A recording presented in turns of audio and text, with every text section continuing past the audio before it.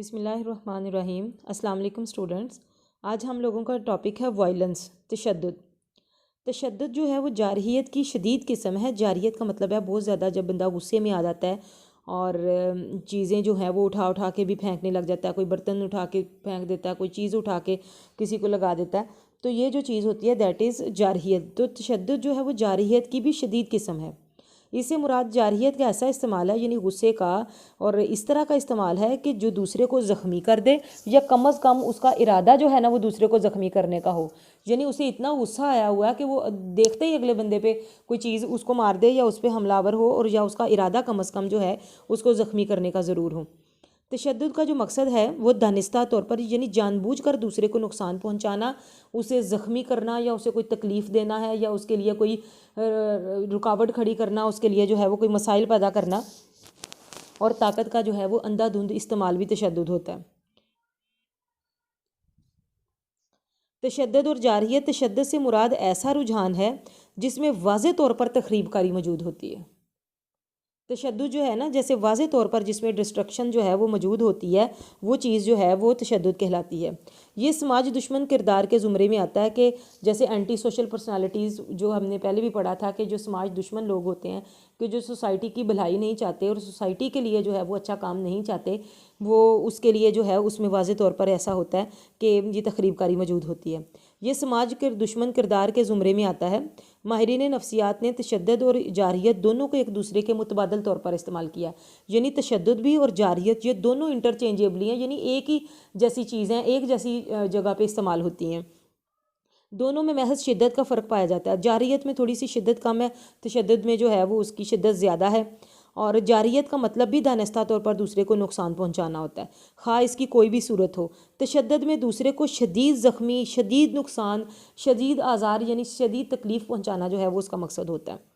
جرم تشدد ایک انحرافی کردار ہے، ڈیوینٹ بیہیویئر ہے، جس کو سوسائٹی ایکسیپٹ نہیں کرتی۔ سوسائٹی کے جو رولز ہوتے ہیں، جو نارمز ہوتے ہیں، جو طریقہ کار ہوتا ہے، اقدار ہیں، ویلیوز ہیں، یہ اس سے بالکل ہٹ کر ہوتی ہے۔ یہ ایک جرم ہے اور غیر قانونی ہے۔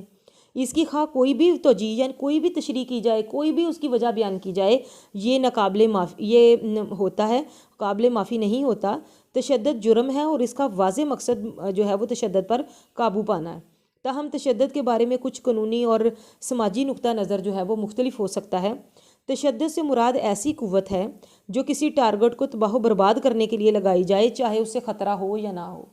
تشدد یہ ہے کہ آپ کو کسی بندے سے خطرہ ہے یا نہیں ہے، دونوں صورتوں میں وہ جو ایک پرسن کو کسی بھی چیز کو ٹارگٹ کر کے اسے نقصان پہنچانے کی جو ہے وہ کوشش کرتا ہے۔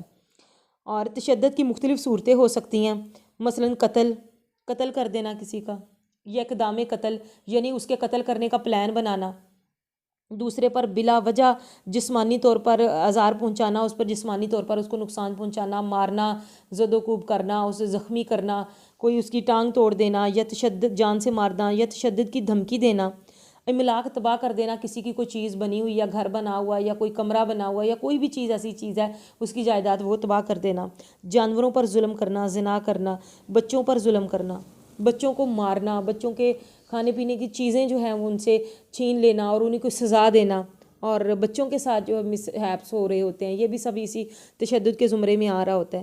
اور کسی کو اپنی قید میں رکھنا، انصاف معطل کر دینا، انصاف کی فراہمی ناممکن کر دینا، انصاف نہ فراہم کرنا، اغوا کرنا، یہ سب جو ہے وہ تشدد کی مختلف صورتیں ہیں کہ وہ تشدد جو ہے وہ کس طرح سے جو ہے وہ سوسائٹی میں لوگوں پہ کیا جاتا ہے۔ اب ہم دیکھیں گے کہ ٹائپس آف وائلنس کیا ہیں، تشدد کی اقسام کیا ہیں۔ تشدد کی بنیادی طور پر دو اقسام ہیں، ایک ہے شخصی یا اتفاقی تشدد۔ اس میں فرد کا مقصد کسی مخصوص چیز کو نشانہ بنانا نہیں ہوتا کہ میں نے ضروری یہ کام کرنا ہے یا ضروری یہ نقصان پہنچانا ہے، ایسا نہیں ہوتا، بلکہ صورتحال اور موقع کی مناسبت سے کوئی چیز جو ہے وہ اس کے تشدد کی زد میں آ سکتی ہے۔ مختلف افراد یا کسی ایک کو تشدد کا نشانہ بنا دیا جاتا ہے، گویا جو بھی اس کی زد میں آ جائے۔ شدت کے لحاظ سے اتفاقی تشدد جو ہے وہ کم درجے کا ہوتا ہے، کیونکہ یہ اتفاقی طور پر کسی کے لگ جاتی ہے، اس کا ٹارگٹ تو نہیں ہوتا کوئی اگلا پرسن، لیکن اپنا بچاؤ کرتے ہوئے اتفاقاً کوئی چیز جو ہے وہ کسی کے لگ جائے یا اس سے گولی چل جائے یا کچھ اور، تو یہ اتفاقی تشدد کہلاتا ہے۔ دوسرا ہے معاونی یا آلاتی تشدد۔ اس سے مراد ہے باقاعدہ گروہ یا جتھا بنا کر تشدد اور جارحیت کا مظاہرہ کرنا، پراپر طریقے سے جو ہے وہ تشدد کرنا، باقاعدہ پلان کر کے کہ دوسرے کو ہم نے یہ نقصان پہنچانا ہے، اس طرح سے کرنا ہے۔ مثلا جنگ میں دشمن سے لڑنا، इनकलाबी ग्रुप, दहशत गर्द ग्रुप, लसानी ग्रुप या फ़िरका वाराना फसादात में एक ग्रोह का दूसरे के ख़िलाफ़ सफ़े आरा होना, एक दूसरे के ख़िलाफ़ और तशद्दुद बनाकर इसके ख़िलाफ़ होना। मावनी तशद्दुद की इकसाम है जिसमें जो लोग हड़तालें करते हैं, तोड़ फोड़, जलाओ, घिराओ और इस किस्म के काम करते हैं, चीज़ों को जला देते हैं, आग लगा देते हैं, ये सब कुछ प्लान्ड होता है। और आलाती तशद्दुद होता है, वो सोच समझ के चीज़ों को जो है वो नुकसान पहुँचाने के लिए आ रहे होते हैं।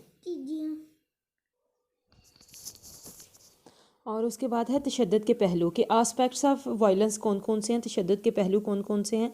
सबसे पहले है जिस्मानी तशद्दुद, मार कुटाई पर मबनी ऐसा किरदार जो ताकत के मुजाहरे के लिए, चाहे ताकत का मुजाहरा करने के लिए दूसरों को जो है वो जिस्मानी तौर पर मारना पीटना इसमें शामिल है, चाहे अपनी बात मनवाने के लिए हो, जिस्मानी तशद्दुद कहलाता है। इसका मकसद दूसरे को नीचा दिखाना होता है और इस पर काबू होना है। आम तौर पर जब फ़र्द गुफ्तगू या बहस मुबाहिसे में दूसरे को ज़ेर नहीं कर सकता, उसकी बातों का जवाब नहीं दे सकता, उसके पास किसी की बात का जवाब नहीं होता, वो बहस में जो है वो नाकाम हो जाता है, तो वो फिर इंतकामी तौर पे जो है वो हाथ उठाना, मार कुटाई शुरू कर देता है, आगे से दूसरों को हाथ उठाना उस पर शुरू कर देता है।